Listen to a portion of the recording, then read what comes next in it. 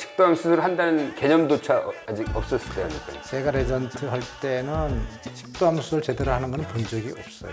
그래서 나는 이제 가서 수술로 승부를 내겠다고 생각을 했죠. 공부해가지고 슬라이드를 만들어서 모든 스태프들을 다 오시라 그래서 목표는 수술로 사망률 5% 미만이다.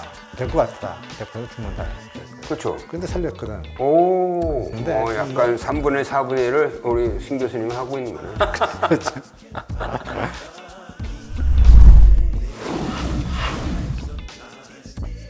특히 이제 여기 위쪽에 여기 상부 흉부, 상흉부지. 상흉부에 있는 식도암이 좀 커지면은 앞쪽에 있는 기관지를 먹어버려요, 이렇게. 그러면 정말 치료 방법이 없어요.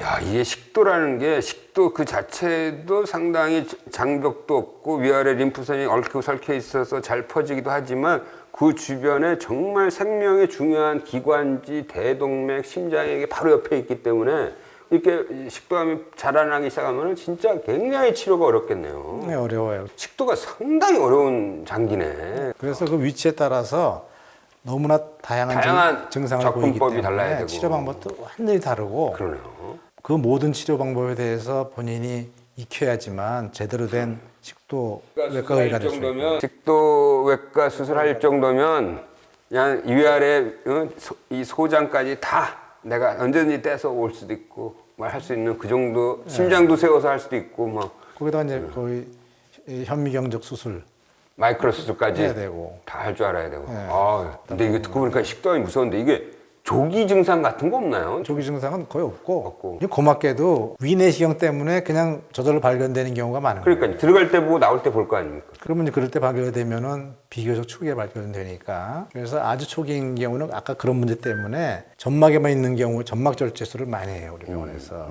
이게 점막에만 딱 있어야지 점막학 네, 조금이라도 강하면은 상황이 완전히 달라지는 거네요. 네. 이야, 이게 진짜 다르. 근데 사실 점막에만 있는 경우에도 모르죠. 임파선 전이가 있는 경우가 있는데 그러니까요. 그건 아주 적어요. 아, 적고요. 다. 그래서 그럴 때는 점막 절제술만 하고 두고 보고 점막 하에까지 가 있으면은 그때는 추가 치료를 해야 돼요. 치료가 옛날에 여태까지는 뭐냐면 수술이에요. 똑같이 하는 거예요. 그렇게 초기지만 아유. 수술 방법은 똑같아요. 야, 진짜.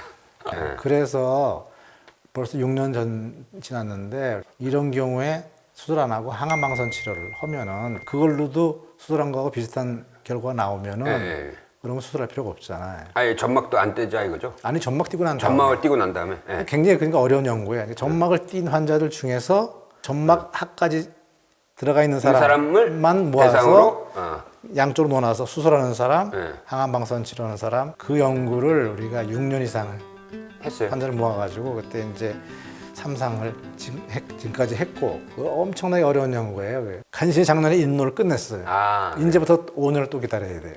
이제 생존율을 봐야 되는 거예요. 적어도 3년. 그래서 기다려가지고 그 문제 그래서 우리 그 제자 과장한테 선물로 남겨놓고 그거는 나오면 무조건 애니제임에 나가야 된다. 무조건 나가야 된다. 뉴 잉글랜드 저널 오브 메디신 나가요. 네, 무조건 나가야 치료 된다. 기준을 바꾸는 거니까. 그럼 포지티브 리저트건 네거티브 리저트건 간에 그건 마찬가지로 나는 거다. 그래서 이제 그게 했는데 이제 그렇게 하는 이유가 뭐냐면 바로 퀄리티 오브 라이프 때문에 그런 거예요. 그러니까 식도가 그냥 있는 상태고 위도 그냥 있으면 있고 그럼 리플럭스도 없고 그러면은 정상 생활을 할 수가 아, 이게 있는데 완전히 삶의 질이 다르군요. 완전히 다르지. 근데 이게 이제 그렇게 그 식도를 다 잘라내고 새로 식도를 만들어 주면은 우선 리플럭스가 거의 100% 생긴다고 보면 돼요. 그 역류 치료를 계속 또 해야겠네요. 염증 생기니까. 근데 역류 치료라는 게 다른 게 없어요. 음식을 자기가 조절해야 돼요. 천천히 잘 씹어 먹어서 빨리 내려가게 하고 육식 위주로 해야 되고 채식을 많이 하면 절대로 안 되거든. 이 정체 기간이 길어져요. 정체 기간이 길어지고 이게 칼로리가 낮기 때문에 많이 먹어야 되잖아요. 어쩔 수 없이 육식하는 사람이 되는 거네. 그래서 오히려 환자한테는 이렇게 얘기할 수가 있죠. 남들이 먹으면 건강에 나쁘다 그러는 거를 당신은 열심히 먹을 수 있으니까 맛있는 걸로 거꾸로 고기 위주로 먹는 거엔 당위성이 있다. 그렇게 먹어야지만 돼요. 아이러니네요. 뭐 여러 명의 케이스가 있겠지만은 가장 기억에 남는 환자가 있습니까? 그 많은데 오히려 이런 건 생각나는 게 있어요. 이제 암은 아니었고, 네. 근데 사실은 식도 수술이라는 게 암만 심는 게 아니에요. 네. 아주머니가 있는데 한 30년 동안 이제 겨울 물 같은 거 먹고 산 거예요. 허이 참. 근데 이제 저한테 오셔가지고 내가 이제 수술해서 줬더니 이러시더라고. 사과를 먹는데 씹어서 먹고서 쑥 삼키는 순간 너무나 눈물이 나더라는 거야. 그런 맛을 몇십 년 동안 야, 못 이렇게 씹어서 느꼈잖아. 삼키는 맛을 처음 느낀 거군요. 그래서 식도가 정말 제대로 잘하는 서전들이 꽤 있어야지만 된다고 느끼는 거야. 먹는 것처럼 중요한 게 없거든. 아, 그럼요. 그리고 이게 식도감이 조금씩 늘 것 같다는 생각이 좀 드는데, 이게 고령화하고 좀 상관없나요? 그렇죠. 관계가 좀 있을 수가 있는데, 네, 그러니까 비율 1%니까 전체 암이 늘어나면은 그 조금씩 늘어나고 그래서 그전에는 2,000명도 안 됐죠. 왜 일본에서 뭐 뜨거운 차 마셔서 뭐 많이 생긴다 뭐 이런 얘기도 좀 있었잖아요. 예. 일본보다 이제 중국이 뜨거운 차를 계속 마시잖아요. 예. 그래서 그게 너무 자극을 줘서 뭐. 근데 뭐 그것도 이제 가능성이 좀 있는데 명확하지는 않아요. 그냥. 근데 그게 이제 보면 생활 환경이 나쁘고 일반적인 위생 상태 나쁘고 이런 사람들 술하고 담배는 뭐 틀림없는 거니까. 지금 현재 식도암 수술로 인한 사망률은 5% 이하겠네요. 2% 미만. 2%가. 우리 병원은 1% 미만이고. 야. 그게 이제 수술 사망률 그러면 30일 안에 사망하는 거 얘기잖아요. 예. 근데 이제 인하스피탈 모텔리티 그러면 1%좀 넘고. 이제 대단한 거네요. 대단한 그렇죠. 거. 예. 자, 그러면 이제 폐암 얘기를 해볼까요? 제가 폐암도 어떤 자료를 봤는데 이 폐암 생존율이 미국보다 더 낮더라고요. 그것이 좋죠. 미국은 뭐 잘 아시겠지만 의료 시스템이 잘 되는 나라는 아니에요. 아니 그래도 이 최고의 의료 기술은 미국이 갖고 있잖아요. 그건 맞는데 그게 무슨 차이가 있냐면은 우리나라 의료 시스템이 내가 볼 때는 뭐 전 세계 최고다. 네. 그러면 우리나라 의료 수준이 세계에서 최고냐? 그건 아니에요. 그건 아니죠. 예. 미국에서 이제 우리가 배우러 많이 가고 그러잖아요. 그럼 우리 병원을 예를 들면은 폐암 수술의 성적이 미국의 메모리얼 슬로우 캔트링보다 우리가 더 좋다. 더 좋거든. 진짜요? 더 좋아해. 그러면은 그러면 우리가 그거보다 낫냐? 그거 아니다라고 얘기해요. 왜냐면은 거기는 새로운 치료법을 만드는 병원이다. 우리는 거기에서 나오는 그런 치료법을 받아들여 가지고 빨리 적용시켜 가지고 환자들한테 좋은 치료를 제공하는 것인데 그거는 최고라고 얘기할 수 없다. 그러니까 우리가 만든 치료법이 이제 다른 나라에서 다 쓰게 되면은 그때서야 이제 그 최고 병원이 되는 거고. 근데 미국은 식도암뿐만 아니라 폐암의 5년 생존율도 한 17%밖에 안 돼. 근데 우리나라는 훨씬 높잖아요. 30% 가까이 되잖아요. 그 발표하는 거 보면은. 그럼 우리나라 훨씬 낫잖아. 치료 자체는만 보면은. 그러니까요. 이게 여러 가지 요소가 거기 있다고. 우리 한국이 이렇게 발전하는데 가장 큰 기여한 바는 뭔가요? 우리 심 교수님만의 어떤 새로운 방식의 수술법을 개발하신 건가요? 원래 제가 시작할 때는 기본이 안 돼 있던 나라잖아요. 전체적으로 나라도 가난한 나라였고, 그다음에 의료는 아주 밑바닥 가까이 있었고, 식도 마찬가지로 폐도 폐암 수술을 하는 거를 제대로 수술하는 걸 본 적이 거의 없어요. 제가 레전트 트레이닝 할 때. 우선 진단도 그때는 툴이 정확하지 않고, CT 뭐 그때 이제 초기니까 정확하게 찍히는 것도 아니고, 그래서 수술하기 전에 환자를 정확하게 알고 들어가는 게 사실은 아니에요. 그 당시에는. 네, 그러니까 뭐냐면, 근데 그 전에 이제 내가 레전트 할 때도 수술하러 들어가서, 이거 안 되겠다 하고선 닫고 나온 경우가 상당히 그 표시 높았거든.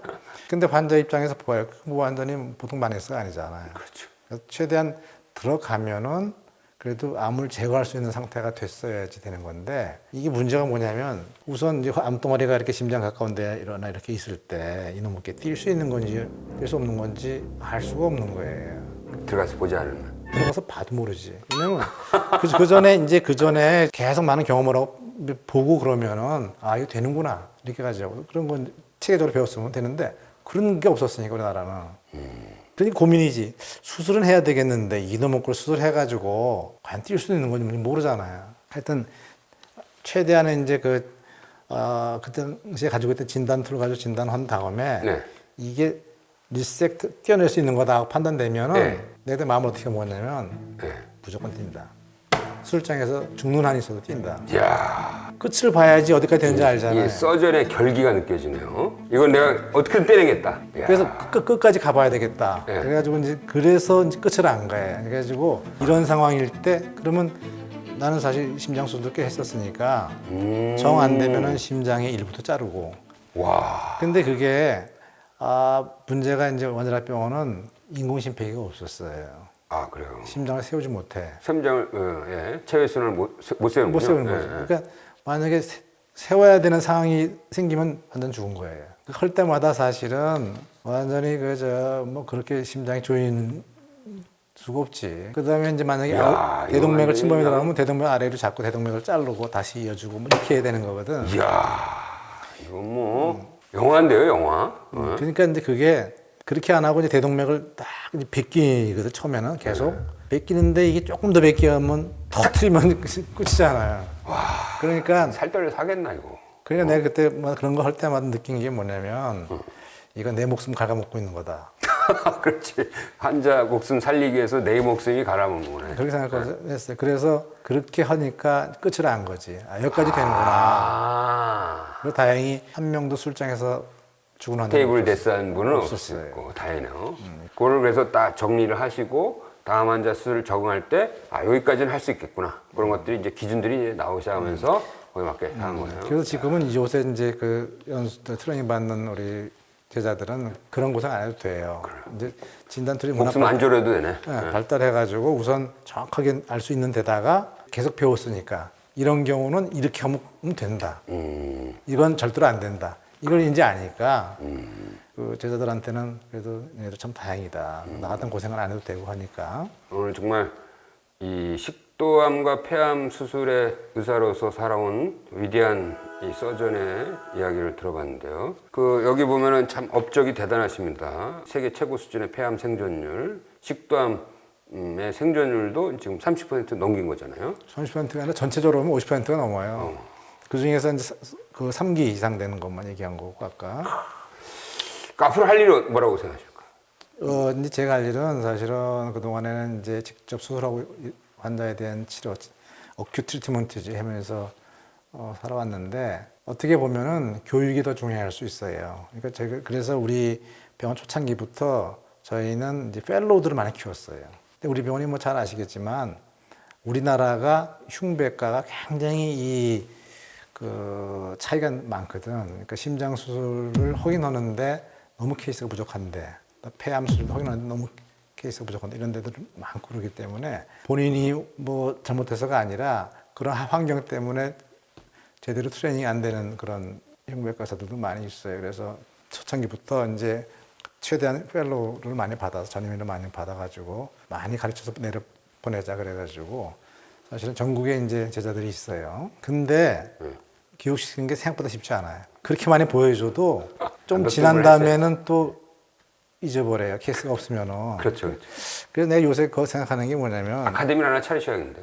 그래서 그런 거를 해가지고 전국에 돌아다니면서 그래야겠네요. 그런데 이제 제자들이 있는 병원도 그렇고 뭐 원하는 데 있으면 어든지 가서 좀 내가 가지고 있는 노하우가 있거나 내 지식이 있으면은 전수해 주는 게 마지막으로 해야 될 일이 아닌가 아, 뭐, 그렇게 생각하고 있죠. 당연히 하셔야 될 것 같습니다. 예. 야, 오늘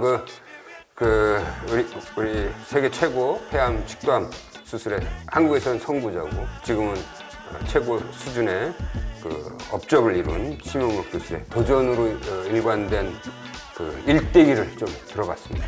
오늘 이렇게 명예전당에 나와주셔서 너무 감사합니다. 감사합니다. 네, 감사합니다. 네. 네.